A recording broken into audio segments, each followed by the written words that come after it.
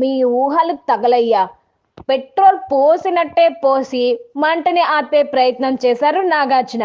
ఈ స్టోరీ చెప్పడం అయిపోయాక మళ్ళీ నాగ కాస్త హీట్ తగ్గించే ప్రయత్నం చేశారు.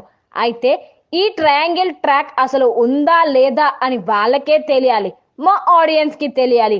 అంతా ఊహించుకుంటున్నారు అంతే అంటూ నాగ్ అన్నారు. అయితే ఈ మాటలకి అప్పటికే మాడిపోయిన రీతు ఫేస్ ఇంకా పూర్తిగా కాలిపోయింది. ఇక కళ్యాణ్ అయితే నవ్వుతూనే మీ ఊహలు తగలయ్యా అంటూ సెటైర్ వేశాడు. ఆ తర్వాత తెలుసు కదా టీం సమక్షంలోనే నాగార్జున ఒక గేమ్ పెట్టారు.